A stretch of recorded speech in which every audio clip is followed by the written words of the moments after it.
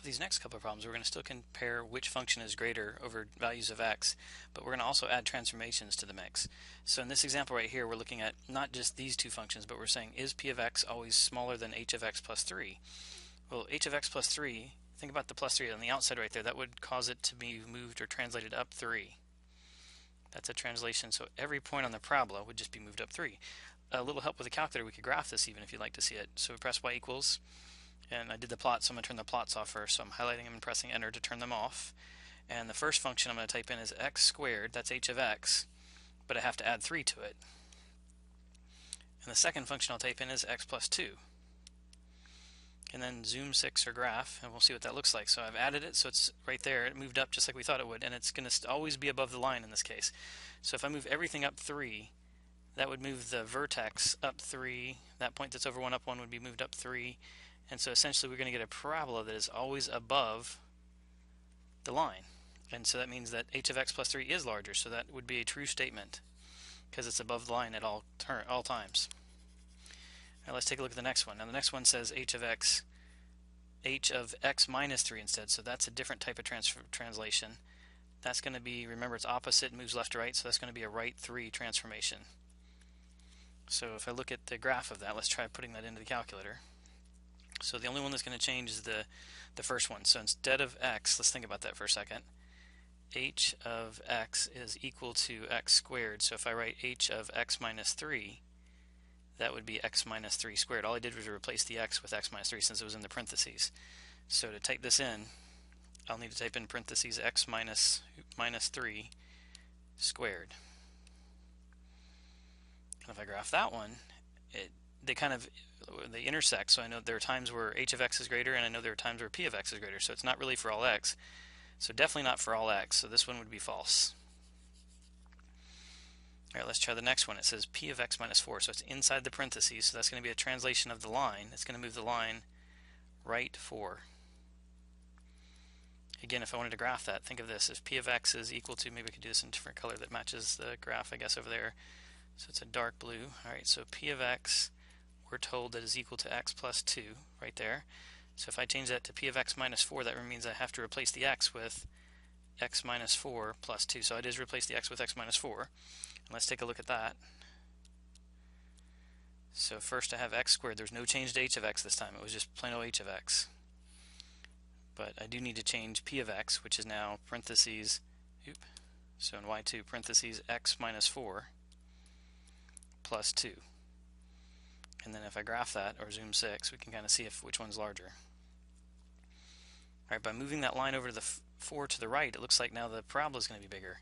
So if I move all of these points over 4 units, 1, 2, 3, 4, and I move this point over 1, 2, 3, 4, it basically would move the line to right here, which is now completely and totally beneath the h of x, and so h of x is bigger. So that is correct, because h of x is bigger than p of x minus 4, because that's below the parabola.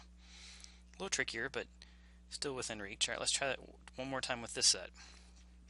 So this time we're going to deal with some reflections. It says, is negative f of x less than g of x? Right, so think about the negative on the outside right there. That is a reflection over the x-axis.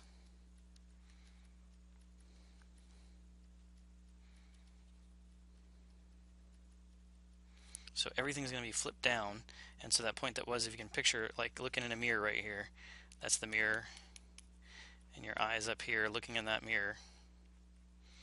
Where would that parabola be flipped to? So it's going to be flipped below, and so everything's going to be upside down.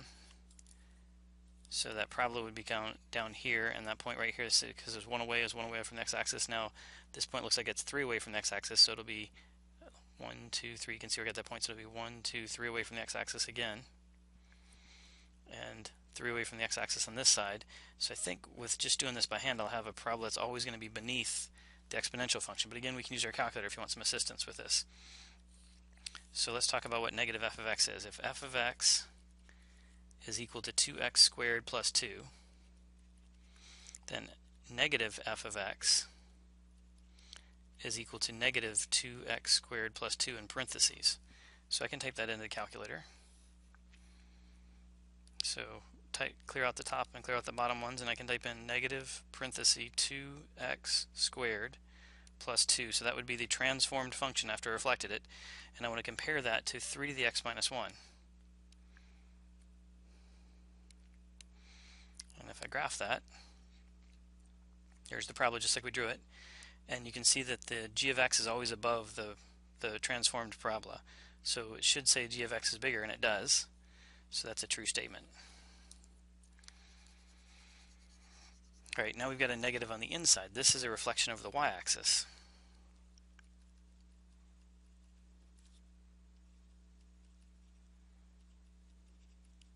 Okay, that would be like looking in a mirror like this.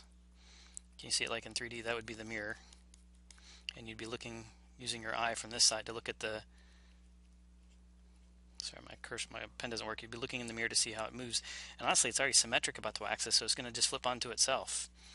In other words, this point right here that was at 1, 3 will just get moved over to here to this side, and this point that was at -1 to -1, 3 will get flipped to this side, be 1, 3. So all the points are just going to flip-flop, and you're going to get the exact same picture of what you have.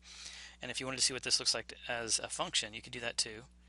2x squared plus 2. I could replace the x with a negative x. That's what it says to do. So that'd be 2 negative x squared plus 2.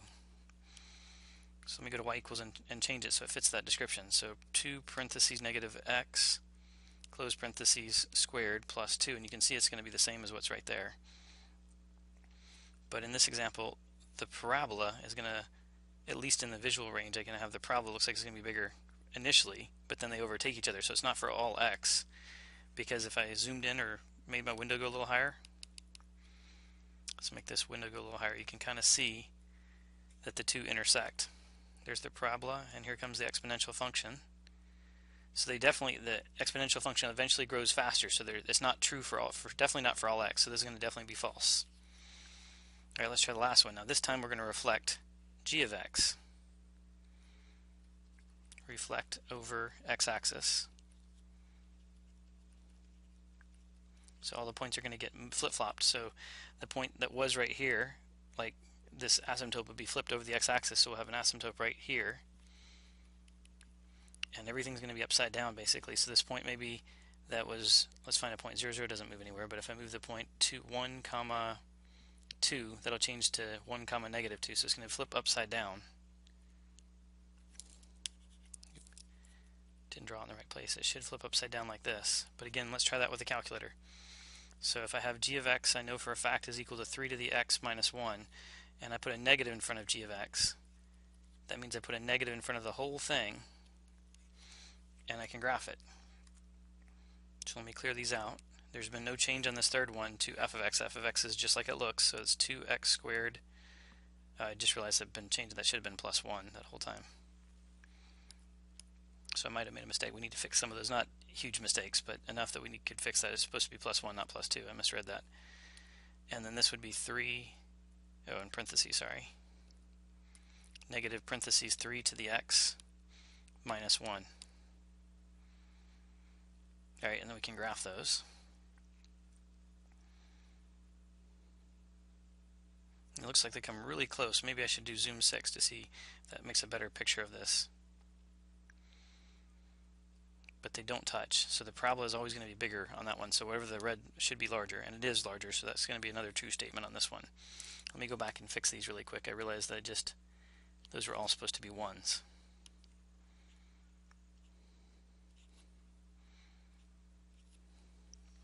Alright, I hope this was helpful. Please don't hesitate to ask your teacher. I know this can be a little challenging, kind of doing the transformations and also seeing which function's on top, and good luck with your quiz.